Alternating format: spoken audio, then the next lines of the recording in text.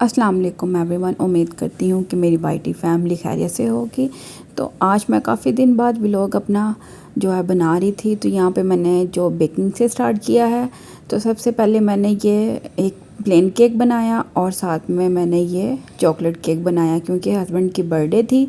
तो फिर मैंने दोनों केक बना लिए। चॉकलेट केक उनको पसंद नहीं है लेकिन बच्चे भी खा लेते हैं, तो इस वजह से मैंने प्लेन केक साथ में बनाया कि अगर वो नहीं खाएंगे ना तो साथ में प्लेन केक पड़ा होगा तो वो खा लेंगे। तो यहाँ पे मैं जल्दी से जो है ना इसको रिमूव कर दूँगी बटर पेपर को, क्योंकि मुझे ना इसको ठंडा करने के लिए रखना था फ्रिज में। और जब ये ठंडा हो जाएगा तो फिर मैंने इसके ऊपर जो है ना डेकोरेशन इसकी करनी थी। तो यहाँ पे बस मैं जल्दी से ये काम कर लूँगी। ज़्यादातर मैं केक जो है घर में ही बेक कर लेती हूँ, बाहर से जो है ना मैं केक नहीं लेके आती हूँ। बच्चे जो है ना इतना ज़्यादा शौक़ से नहीं खाते हैं। तो यहाँ पे मैंने सारा जो है ना बटर पेपर इसका जल्दी से रिमूव कर दिया। बहुत सॉफ्ट बना था। मैंने अपने चैनल पे पहले भी केक की रेसिपी डाली हुई है और इंशाल्लाह दोबारा से मैं शेयर करूँगी। ये बहुत जल्दी बन जाता है और बहुत ही कम चीज़ें होती हैं उसके साथ जो है ना आप घर में चॉकलेट केक भी बना सकते हैं और वनीला केक भी बना सकते हैं। तो मैं यहाँ पे ये वनीला केक जो है उसकी भी कटिंग करके तो उसको बॉक्स में डाल के ना एक रख दूँगी ताकि बच्चे और हस्बैंड को खाने में इजी हो। बच्चों ने ही सारा खा लिया, हस्बैंड को तो मिला ही नहीं। तो अब मैं इंशाल्लाह दोबारा से ये बनाऊँगी और जब बनाऊँगी तो इसकी रेसिपी भी शेयर करूँगी। बाहर से जो केक लेके आते हैं उसके ऊपर चॉकलेट बहुत ज़्यादा होती है और क्रीम बहुत ज़्यादा लगी होती है, तो उसकी वजह से बहुत ज़्यादा हैवी हो जाता है। लेकिन जब घर में बनाऊंगी ना मैं ये, तो इसकी क्रीम की लेयर बहुत कम लगाऊंगी और साथ में जो वनीला केक है ये मैं बिल्कुल प्लेन ऐसे ही रखूँगी। इसके ऊपर मैंने कुछ भी नहीं लगाना क्योंकि ये चाय के साथ ज़्यादा शौक़ से जो है ना घर वाले खा लेते हैं। तो यहाँ पे मैं कटिंग करके आपको दिखाती हूँ कि कितना सॉफ्ट भी ये बना था। अब ये गर्म ही था लेकिन मैंने इसकी कटिंग कर ली थी।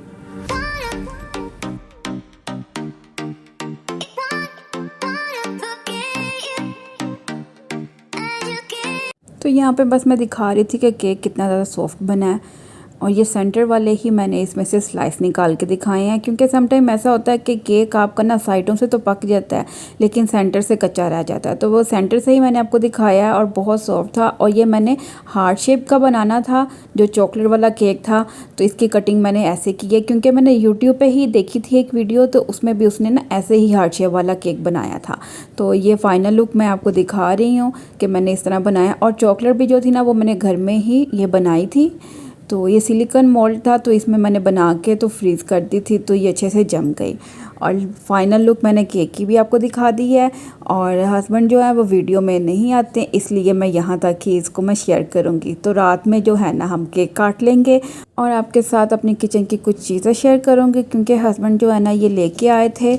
तो ये हाफ़ प्राइस पे लगी हुई थी, मतलब जो 8 दिरहम की चीज़ थी वो 4 में मिल रही थी, जो 4 दिरहम की थी वो आपको 2 दिरहम में मिल रही थी। तो ये जितने भी कंटेनर अगर किचन में आपके हैं ना ये कम ही पड़ जाते हैं। इस वजह से जो है ना फिर मैंने जो है उनसे मंगवा ली है। वो मुझे पिक्चर भेज रहे थे कि इसमें से पसंद करके मुझे बता दो तो मैं वो ले आऊँगा।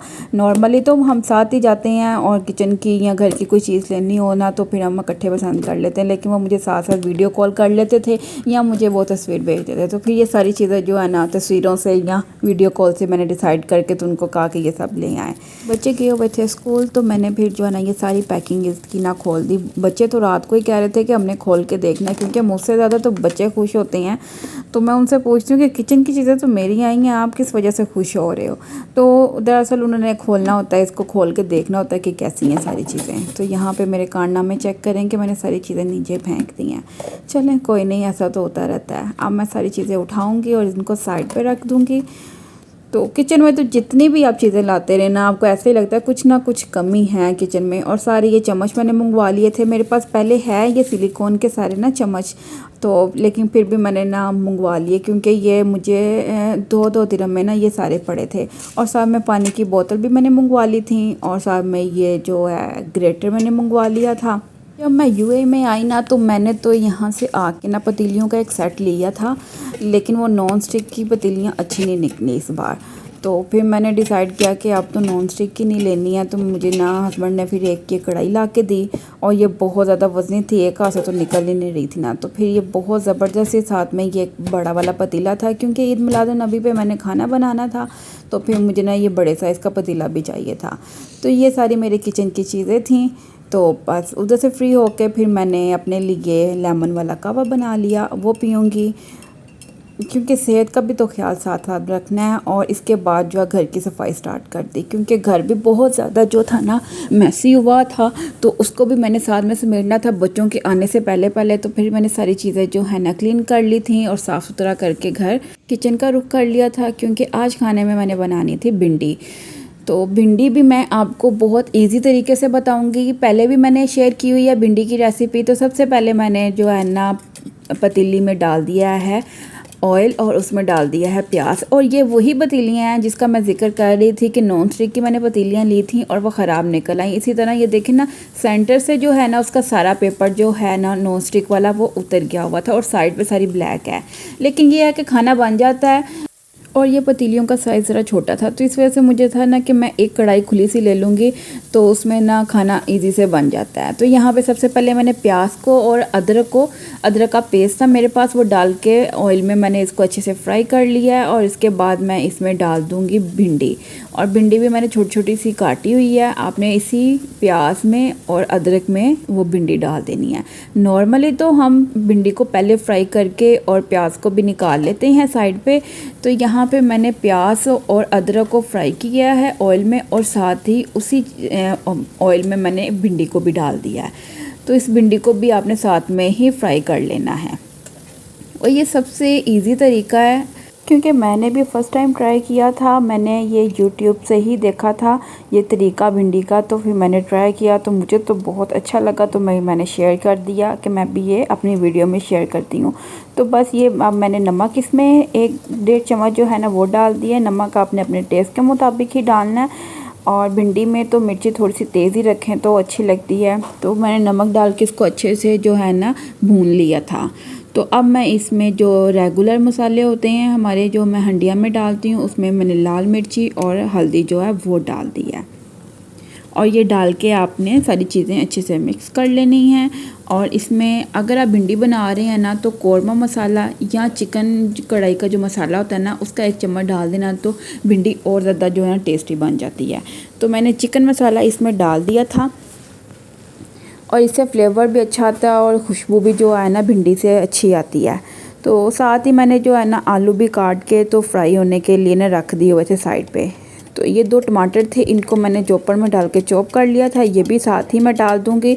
तो ये सारी चीज़ें डाल के इसको मैं अच्छे से मिक्स कर दूँगी। और दूसरे चूल्हे पे जो है ना आलू फ्राई होने के लिए रखे हुए थे, जैसे वो भी फ्राई हो जाएंगे तो वो मैं भिंडी में डाल दूँगी। तो बस एक ही आप देखें ना कि एक ही पतीली में आपने सारी चीज़ें डाल दी हैं और भिंडी जो है ना आपकी रेडी हो जाएगी। आपको ज़्यादा बर्तन करने की भी ना ज़रूरत नहीं पड़ती है। तो मैंने 10 मिनट के लिए दम पे रख दिया था, और ऑयल भी जो है ना वो सारा अलग हो गया है। और यहाँ पे आलू जो रखे हुए थे बस वो भी थोड़ी देर में मेरे हो जाएंगे, तो वो मैं इसमें डाल दूँगी।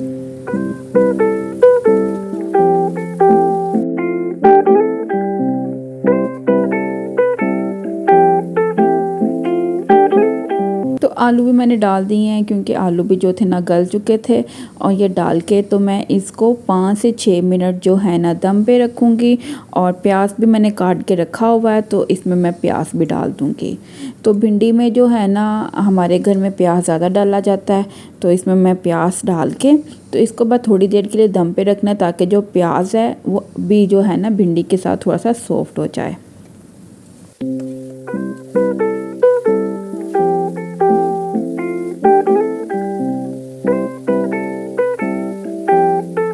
अब सारी चीज़ें मैंने डाल के इसको अच्छे से मिक्स कर दिया था, और 5 से 6 मिनट के लिए दम पे रख दिया था, ताकि जो प्याज मैंने डाला था लास्ट पे वो थोड़ा सा सॉफ्ट हो जाए।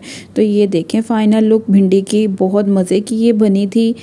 और लास्ट पे इसमें मैं धनिया डाल दूंगी ताकि इस पे 4 चांद और लग जाएं। धनिया तो ज़रूरी होता है कि आपने हंडिया पका ली है ना, तो ये तो डालना ज़रूरी है। तो बस ये भी मैंने डाल दिया था। खाना मेरा बन गया था और घर के भी सारे काम मेरे कंप्लीट हो गए थे। तो बच्चों को मैंने नीचे लेके जाना था क्योंकि मगरिब की अजान हो गई थी। तो मैंने उनसे कहा कि आज नीचे जाके नमाज़ पढ़ते हैं। चलो लोक लगा दो। तो बस बच्चों को लेके फिर मैं नीचे चली गई। मगरिब की नमाज़ पढ़ेंगे और साथ में थोड़ी सी वॉक कर लेंगे क्योंकि वॉक भी जो है ना वो बहुत ज़रूरी होती है। घर के काम काज तो एक नॉर्मल रूटीन में आता है, लेकिन जो आप वॉक करते हैं ना वो बहुत अच्छी होती है आपकी सेहत के लिए। तो आज की वीडियो मेरी अच्छी लगी हो तो इसको लाइक शेयर और मेरे चैनल को सब्सक्राइब कर दें और बेल का बटन भी प्रेस कर दें ताकि मेरी न्यू वीडियो आप तक पहुँच सके। तो ग्रोसरी शॉप पे तो आपको पता है कि हमने ज़रूर जाना होता है। तो बस ये जो है ना ये हमने कभी भी नहीं भूलना कि नीचे आएँ और ग्रोसरी शॉप पे ना जाएं। तो बस यहाँ पे जो है ना बच्चे अपने चीज़ें ले रहे थे रूटीन के मुताबिक। मिलते हैं नेक्स्ट वीडियो में, तब तक के लिए अल्लाह हाफिज़।